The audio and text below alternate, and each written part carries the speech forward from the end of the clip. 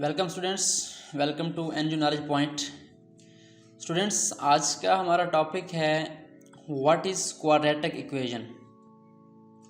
बड़ा ही अहम टॉपिक है, बहुत बेसिक टॉपिक है, मैट्रिक लेवल का, एफएससी लेवल का, कि क्वाड्रेटिक इक्वेशन क्या होती है और उसकी जो मेन फॉर्म है या जिसको हम स्टैंडर्ड फॉर्म कहते हैं, जनरल फॉर्म कहते हैं, वो क्या होती है और ये इक्वेशन होती किस फॉर्म की है, आज हम ये डिस्कस करने जा रहे हैं। आज हम क्या करेंगे, बेसिक इसका इंट्रोडक्शन लेंगे और उसके बाद आने वाले लेक्चर्स में हम इसके सॉल्यूशंस की तरफ जाएंगे कि इसको हम कितने तरीक़ों से, कितने मेथड से सॉल्व कर सकते हैं।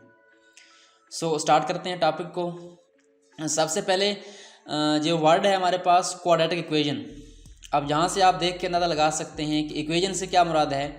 इक्वेशंस आपने पढ़ी होंगी छोटी क्लासेस में, मिडिल लेवल तक हमारे पास इक्वेशन होती हैं, वो लीनियर इक्वेशन होती हैं, क्योंकि उनमें जो वेरिएबल होता है हमारे पास एक्स वाई जेड कोई भी होता है, उसकी जो हाईएस्ट पावर होती है वो 1 होती है। जिस तरह आप ये देख सकते हैं हमारे पास ये बी एक्स प्लस सी है, ये वाला जो हिस्सा हमारे पास है ये लीनियर है।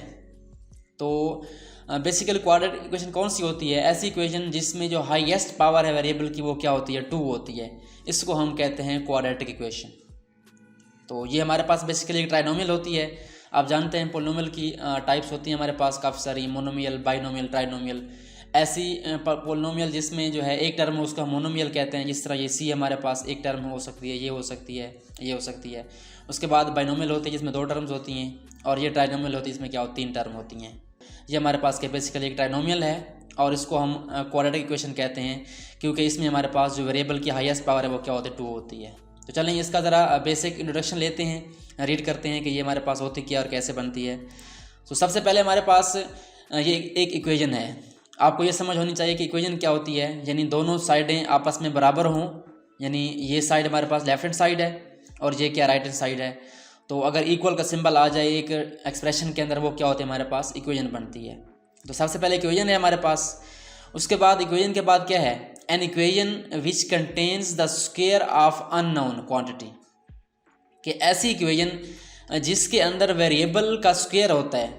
स्क्वायर क्या होता है? यानी उसकी पावर क्या होती है? उसकी पावर 2 होती है। यहाँ पे आप देख सकते हैं वेरिएबल हमारे पास कौन सा x है, तो x की पावर क्या है? हमारे पास 2 है।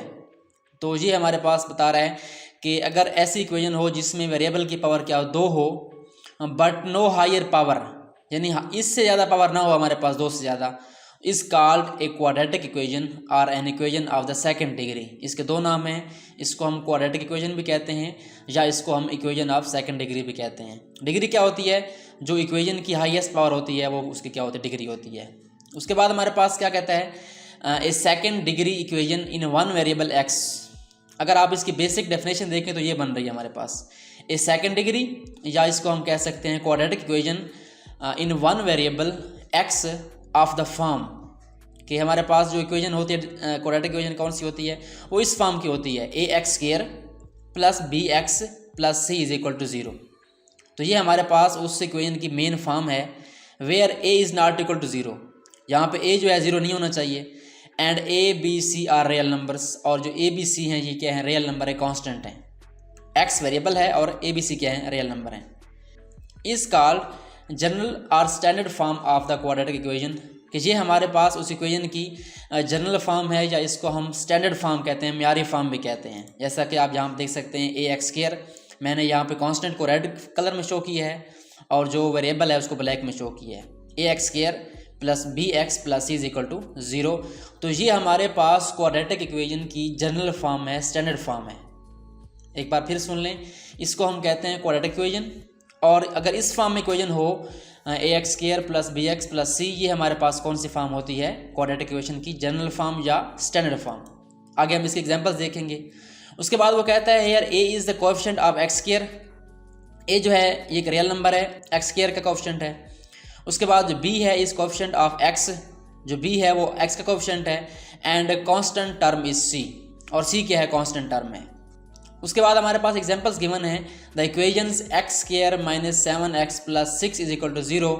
बट हमारे पास ये जो 0 वाले फॉर्म है ये क्या होती है? हमारे पास जनरल फॉर्म होती है या स्टैंडर्ड फॉर्म होती है। अगर इस फॉर्म में हो तो इसको हम स्टैंडर्ड फॉर्म नहीं कहते, जनरल फॉर्म नहीं कहते। तो वो क्या कहता है, x square minus 7x plus 6 is equal to 0 is in standard form, but 3x square plus 4x is equal to 5 is not in standard form. तो ये हमारे पास उसकी फ़र्क है कि अगर 0 के बराबर होगा तो इसको हम कहते हैं स्टैंडर्ड फॉर्म, अगर 0 के बराबर नहीं होगा, कांस्टेंट इस तरफ ले आएंगे तो हमारे पास क्या बन जाएगी, वो स्टैंडर्ड फॉर्म नहीं होगी, हम उसको लिख सकते हैं इस फॉर्म में। उसके बाद कुछ कंडीशंस हैं कि अगर हमारे पास b 0 हो जाए, ये हमारे पास जो b से क्या मुराद है, हमारे पास जो x का कोएफिशिएंट है ये अगर 0 हो, यानी x वाला टर्म ना हो हमारे पास, यानी इसको अगर आप ख़त्म कर दें 4x को 7x को, तो इसको हम क्या कहते हैं, in the equation ax square plus bx plus c is equal to 0, इसमें अगर b 0 हो जाए तो हमारे पास ये क्या बनती है, प्योर क्वाड्रेटिक इक्वेशन बनती है। इसको हम क्या कहते हैं, प्योर क्वाड्रेटिक, यानी खालिस जो है मसवात है, क्वाड्रेटिक इक्वेशन है, क्योंकि इसमें x इन्वॉल्व नहीं है।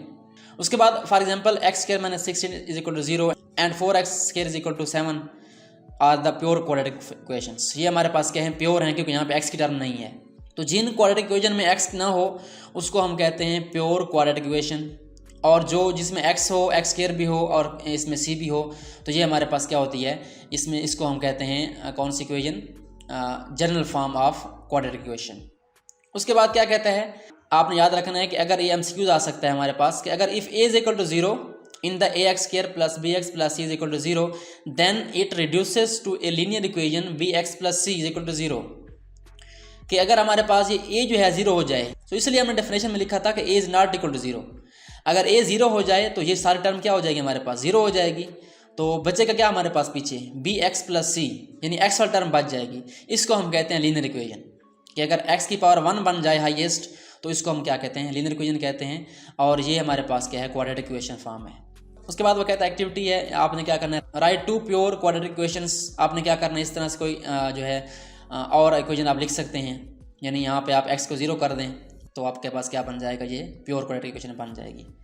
उसके बाद इसको सॉल्व कैसे करना है, तो ये हमारे पास नेक्स्ट टॉपिक है, हम आने वाले लेक्चर्स में इसको डिस्कस करेंगे कि इसको सॉल्व कैसे करना है। जिस तरह आप लीनियर इक्वेशन को सॉल्व करते थे बाय ट्रांसफॉर्म मेथड या बाय कैंसलेशन मेथड, तो इसको हम सॉल्व करेंगे। इसके 3 मेथड हैं, एक हमारे पास है फैक्टराइजेशन मेथड, उसके बाद है बाय कंप्लीटिंग स्क्वायर, और जो थर्ड हमारे पास है वो है क्वाड्रेटिक फार्मूला।